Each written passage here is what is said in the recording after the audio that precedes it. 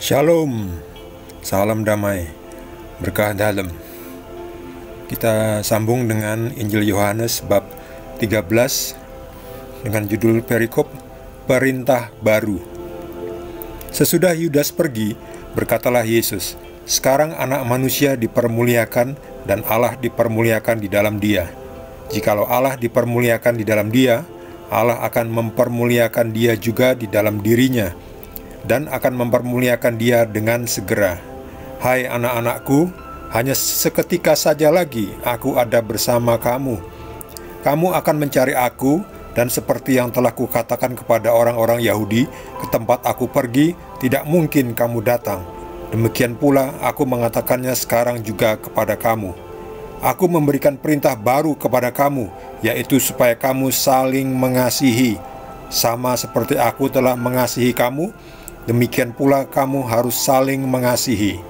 Dengan demikian semua orang akan tahu bahwa kamu adalah murid-muridku, yaitu jikalau kamu saling mengasihi." Demikianlah sabda Tuhan.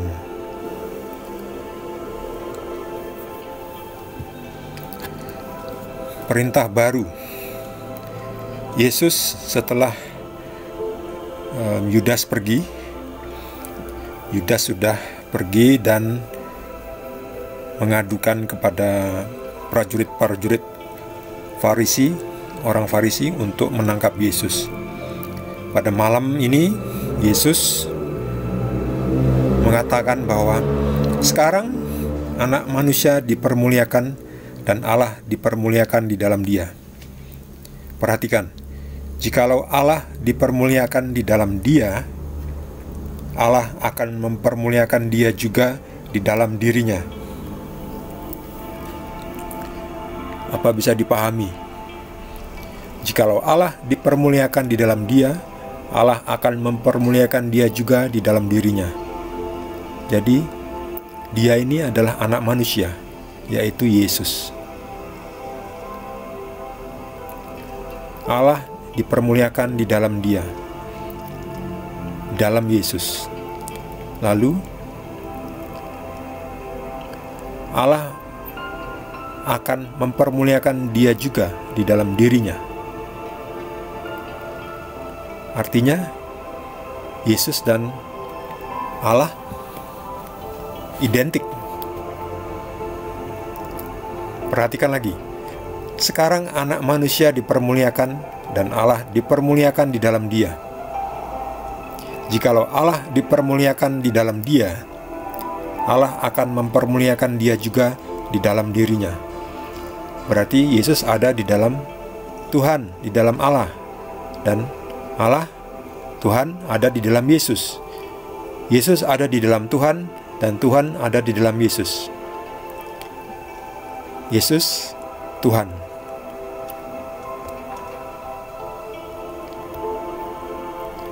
Ke tempat aku pergi, tidak mungkin kamu datang. Demikian pula aku mengatakannya sekarang juga kepada kamu.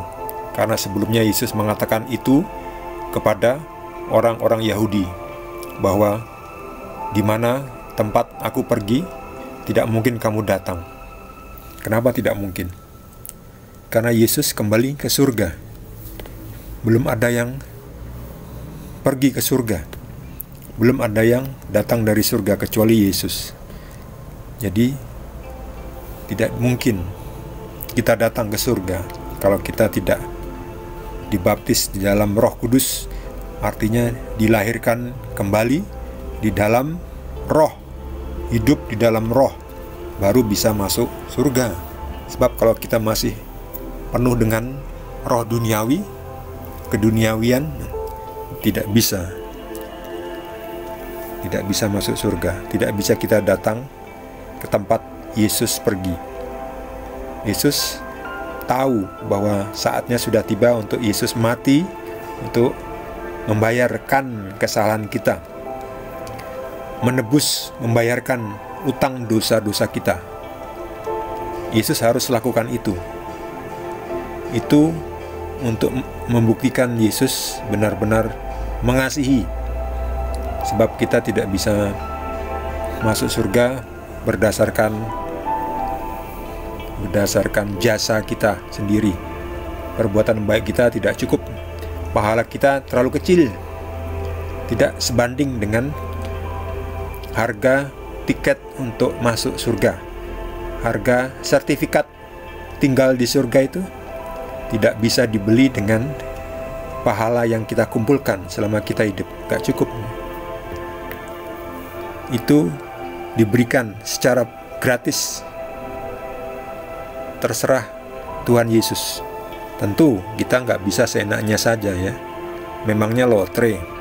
Kalau lotre kan peduli amat, kita tidak perlu persiapan. Yang penting beli lotre, dapat nomor, menang dapat. Masuk surga bukan beli lotre. Kita harus mempersiapkan ya. Artinya kita harus layak dan pantas untuk masuk ke surga, layak dan pantas untuk tinggal di surga. Selebihnya tinggal Yesus nanti yang memberikannya secara gratis. Ya, dengan syaratnya kita percaya kepadanya. Sebab hanya Yesus satu-satunya jalan menuju surga, menuju kediamannya di surga. Perintah baru aku berikan kepadamu, yaitu supaya kamu saling mengasihi. Jadi ini namanya perjanjian baru. Sebelumnya di perjanjian lama, perintah Tuhan itu banyak ya. Di dalam hukum Taurat banyak sekali aturan-aturan hukum Taurat. Perintah baru yang lebih sempurna, yang jauh lebih sempurna, yaitu supaya kamu saling mengasihi. Saling mengasihi ini artinya luas. Artinya itu mengampuni. Artinya itu tidak menipu. Artinya itu tidak merugikan orang itu. Artinya kita harus menolong orang itu kalau lagi butuh bantuan yang perlu. Arti mengasihi ini luas ya. Termasuk menegur. Kalau teman kita, rekan kerja kita, saudara kita buat kesalahan, kita tegur baik-baik. Tegur dengan lembut, dengan baik-baik, dengan sopan. Memberitahu itu kurang tepat atau tidak tepat. Jadi biar orang itu tahu, oh yang tepat itu seperti ini. Oh, jadi kita beritahu mereka supaya mereka tahu. Itu bagian dari mengasihi. Mengasihi itu tidak mendiamkan orang yang melakukan kesalahan. Di depan ada lubang, tahu bahwa orang itu berjalan, tidak melihat, kita diam saja. Orang itu kecemplung, kita bertanggung jawab secara moral. Sebab kita diam saja. Jadi kita harus memberitahu. Mengasihi itu menegur juga ya. Mengasihi itu juga menegur, memberitahu mana yang baiknya seperti apa. Dengan demikian semua orang akan tahu bahwa kamu adalah murid-muridku, yaitu jikalau kamu saling mengasihi. Ini perintah Yesus. Siapa lagi guru yang baik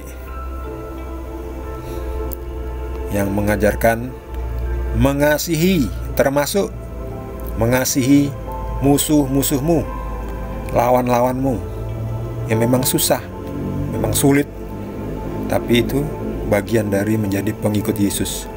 Sebab kita sendiri ini adalah yang orang berdosa itu musuhnya Yesus. Jadi Yesus sudah mengampuni kita, sudah mengasihi kita yang adalah musuhnya karena kita berdosa.